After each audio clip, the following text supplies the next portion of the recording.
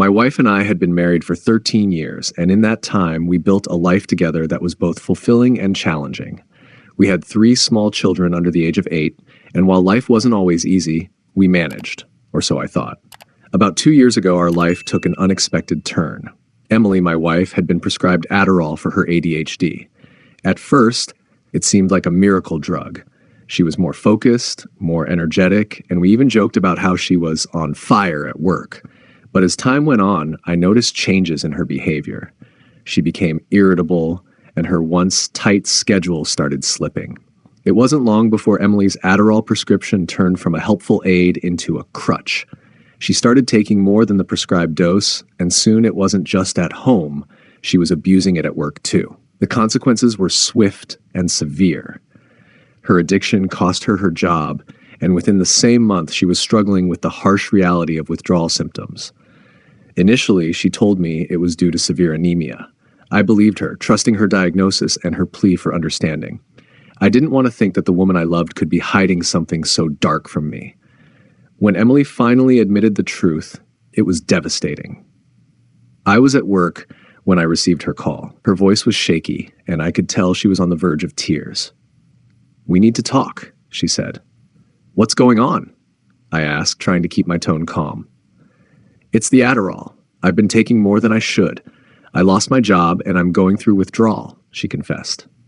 The ground seemed to fall out from beneath me. We worked together to find her a new job and regulated her medication. I took on the responsibility of controlling the supply and distribution of her pills. For a while, this seemed to help. We managed to get through a year and a half with relative stability. Or so I thought. One day, I noticed a series of random charges on our bank account from a local nutrition store. Each charge was for around $80.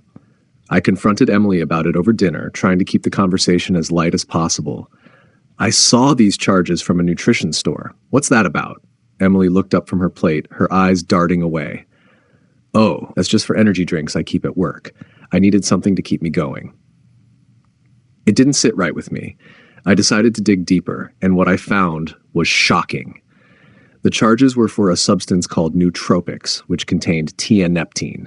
It's often referred to as gas station heroin due to its addictive properties. I felt a mix of anger and betrayal. When I confronted her with this new information, Emily broke down. "I'm so sorry," she sobbed. "I know it's bad. I'll stop, I promise." I wanted to believe her. I wanted to think that we could overcome this as we had before. But the damage was done.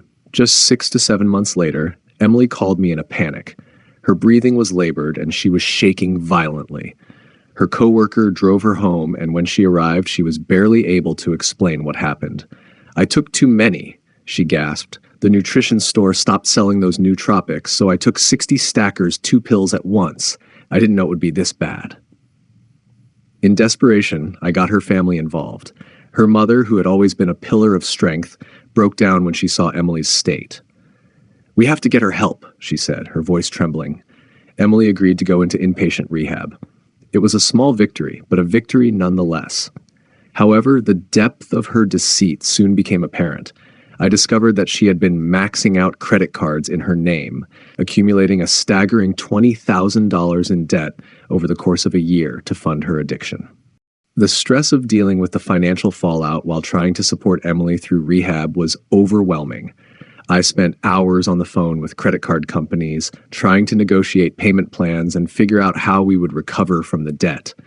Meanwhile, I was trying to keep up appearances for our children, who were too young to understand the full extent of what was happening.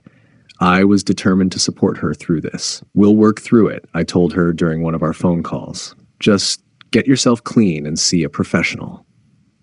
I wanted to believe that our love could overcome this obstacle.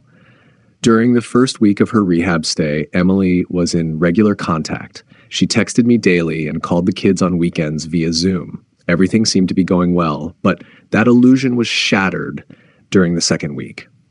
I attended a family therapy session in person, hoping it would bring us closer. Instead, I was met with a barrage of accusations.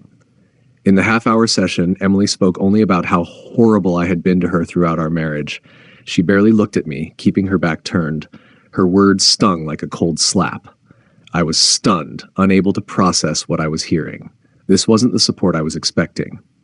3 days later, Emily made another shocking move. Without informing me, she switched her payroll direct deposit to her Venmo account and requested her Venmo card to transfer money. "Why do you need the Venmo card?" I asked, trying to keep my voice steady. "It's just easier for me to manage my money," she replied, avoiding eye contact.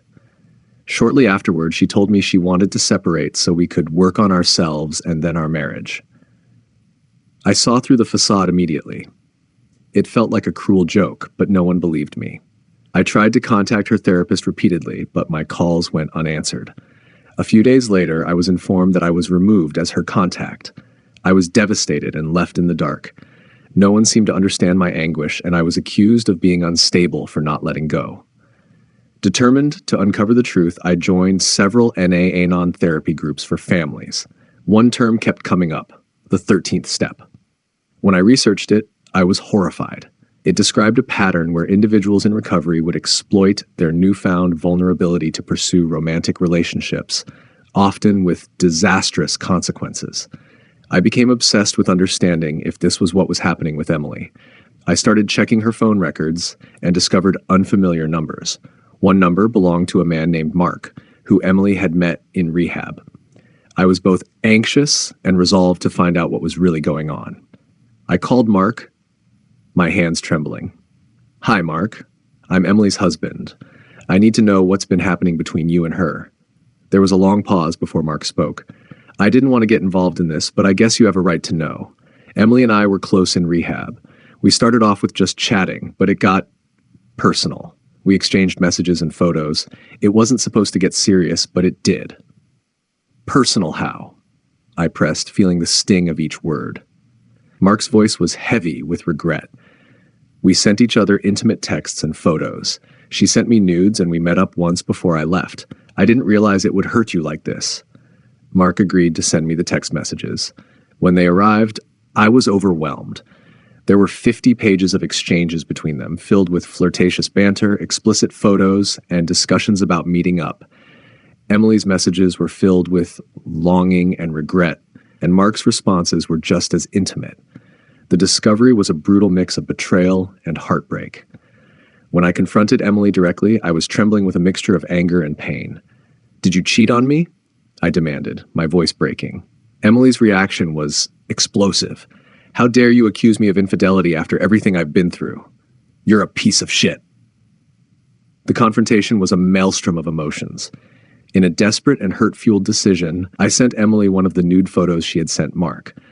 I disconnected her phone, trying to sever the connection to the pain and deception. I also attempted to notify the rehab facility about the inappropriate behavior. I spoke to a counselor, but their response was dismissive. "We have no control over what she decides to do romantically," they said, and then they tried to label me as unstable. Their indifference was infuriating. Aren't they supposed to be responsible for their patients' well-being? For 3 weeks, Emily didn't contact her children. Her absence was deafening, and I began to fear that her addiction had irreparably damaged her mind. The emotional and financial toll was immense. I couldn't see a path to forgiveness, nor could I reconcile with the person she had become. Then came a letter in the mail. Emily had written to me, blaming me for her addiction. She accused me of failing to get her help sooner and said that I only benefited from her addiction. The letter was a cruel reminder of the distorted reality she now inhabited. As if filing bankruptcy was the pinnacle of my ambitions, I thought bitterly. The letter was postmarked from a city far from where we lived. Emily had clearly been moving around, perhaps trying to escape the consequences of her actions. The accusation that I had somehow profited from her addiction was almost too much to bear. The financial and emotional toll on me had been immense. I spent hours in therapy myself, trying to understand how to cope with the fallout of her actions. The children were affected too. They missed their mother, but were too young to grasp the full extent of what was happening. I focused on being there for them, trying to provide a sense of stability in the midst of chaos. The road to healing seemed long and uncertain, and the love I once had for Emily was now overshadowed by betrayal and hurt. I grappled with the reality of our situation, trying to find a way forward for myself and our children.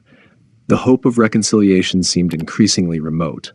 I needed to focus on healing and creating a stable environment for the children. Emily's actions had forever altered the course of our lives, and I was left to navigate the aftermath, trying to find strength in the midst of despair.